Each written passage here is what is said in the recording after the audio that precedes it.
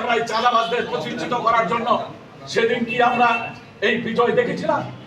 এই বিজয় দিয়ে, এই রক্তাক্ত বিজয় দিয়ে তো আমরা সমাজে ন্যায় বিচার প্রতিষ্ঠা করতে চাই। আমরা মানুষের জন্য সুবিচার নিশ্চিত করতে চাই, মানুষের রুটির সমস্যা সমাধান করতে চাই। আমরা বেকার মানুষের বেকারত্ব দূর করে এখানে একটি সুস্থির জীবনের চিন্তা করতে চাই। যে সুস্থির জীবনের স্বপ্ন নিয়ে আমাদের মহান মুক্তিযোদ্ধারা, বাবলু ভাইরা সেই মুক্তিযুদ্ধের রণাঙ্গনে লড়াই করেছেন। কিন্তু দীর্ঘ 53 বছরেও যে শাসক শ্রেণী ক্ষমতায় ছিলেন, সেই সুবিচার আমরা প্রতিষ্ঠা করতে পারিনি। যখন এই সুবিচার 53 বছরেও শাসক শ্রেণী প্রতিষ্ঠা করতে ব্যর্থ হয়েছে, তখনই 24-এর এই গণঅভ্যুত্থান সংগঠিত হয়েছে। এই জন্য আমরা এই 24-এর গণঅভ্যুত্থানের বিজয়কে কাজে লাগাতে চাই এবং এই বিজয়কে মানুষের মুখে হাসি হিসাবে দেখতে চাই। আজকে যারা বোখানাঙ্গা মানুষ রয়েছে, আজকে যারা শীতার্ত মানুষ রয়েছে, আজকে যারা বেকারত্বের মধ্যে রয়েছে, আজকে যে সমস্ত মানুষ টাকার জন্য চিকিৎসা করতে পারছে না, তাদের জন্য রাষ্ট্র ব্যবস্থাকে তৈরি করতে চাই, যাতে করে তারা চিকিৎসাটা করতে পারে, চিকিৎসা নিতে পারে। চিকিৎসার জন্য এখনো লক্ষ্য করে দেখেন, মানুষের ঘরে ঘরে চাঁদা তুলতে হয়। কোন মানুষের চিকিৎসা গ্রহণ করতে গেলে যে চিকিৎসার ব্যয়, এই চিকিৎসার ব্যয় বহন করার মতো আমাদের কয়জনেরই বা সামর্থ্য রয়েছে? আমাদের নেতা নেত্রীরা, আমাদের বড় বড়রা তো দেশের বাইরে বিভিন্ন জায়গায় চিকিৎসা নিতে পারে, কিন্তু আমরা নিজের দেশেও আমাদের চিকিৎসাটা ভালো হয় না। আমরা এটা কি তারা বুঝতে পারলো না? না, এদিকে বোঝার তাদের সময় ছিল না।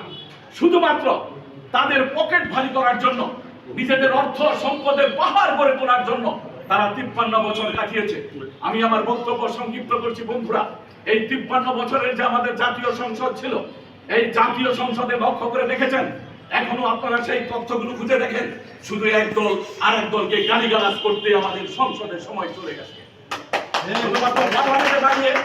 পার্লামেন্টে দাঁড়িয়ে আমাদের এমপি সাহেবেরা নিজের দলের প্রধান নেতা নেত্রী প্রশংসা এবং অন্য দলকে গালিগালাজ করা, এছাড়া তাদের কোনো কাজ ছিল না।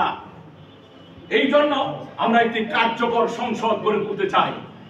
সেই কার্যকর সংসদে আমাদের কার্যকর নীতি নৈতিকতা সম্পন্ন নেতৃত্ব আমাদের সেখানে পাঠাতে হবে। যেই নেতা অর্থের কাছে মাথা নুয়াবে না, যেই নেতা কোনো আপোষ করবে না, যেই নেতা জনগণের স্বার্থ, জনগণের অধিকারের সাথে কোনো আপোষ করবে না, আমরা সেই ধরনের নেতৃত্ব চাই। আর এই ধরনের পরীক্ষিত নেতৃত্ব আমাদের সামনেই রয়েছে। এই জন্য আমরা ভবিষ্যতে শেখ রফিকুল ইসলাম বাবলু সাহেবকে যদি জামালপুর সদরের জন্য এমপি হিসেবে পাই, জামালপুরে এই 6 লক্ষ ভোটার এবং জামালপুরের এই সমগ্র জামালপুরের 25 লক্ষ মানুষের ভাগ্য বদলে যাবে যদি এই ধরনের নীতি নৈতিকতা সম্পন্ন নেতৃত্ব জামালপুরবাসী লাভ করতে পারে।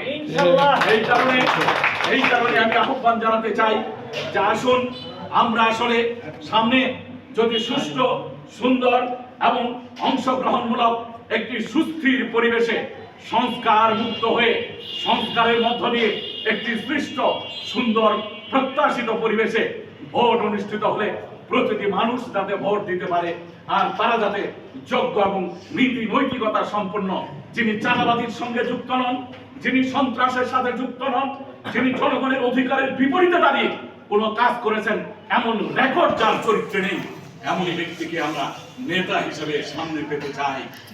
আর আমাদের এই চাওয়া আমাদের এই প্রাপ্তিতে পরিণত করতে পারে আমি মনে করি আমাদের শেখ রফিকুল ইসলাম বাবলু ভাই। কারণ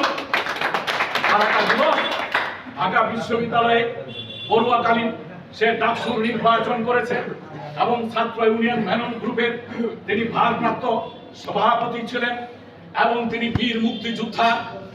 এবং তার পরবর্তী সময়ে এই নেতাকে এই পৃথিবীর, বিশেষ করে এশিয়া আফ্রিকার 200-300 কোটি গরিব মানুষের যে নেতা, স্বীকৃত যে নেতা, সর্বজন শ্রদ্ধেয় আমাদের মৌলানা আব্দুল হামিদ খান ভাসানী তার অনুসারী, তাহলে আমরা বুঝতেই পারছি যে মানিকে মানিক চিনে। এই জন্য একটি আদর্শবান নেতৃত্বের পেছনে রয়েছে, আবার তার সাথে আরো যুক্ত হয়েছে আসম আব্দুরবের মতো জানবাজ করা নেতা, যিনি রাজপথে দাঁড়িয়ে গুলি খেয়েছেন।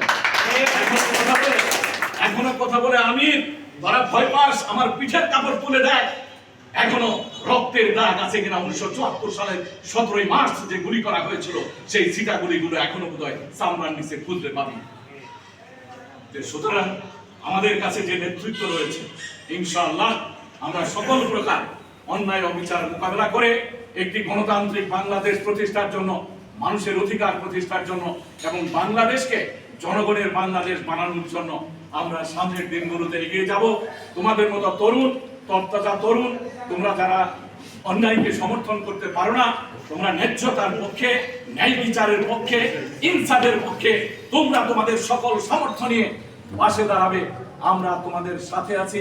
আগামী দিনে ইনশাআল্লাহ আমরা জামালপুরকে আলোকিত করতে চাই একটি আদর্শিক নেতৃত্বের স্পর্শন দিয়ে। সবাইকে ধন্যবাদ।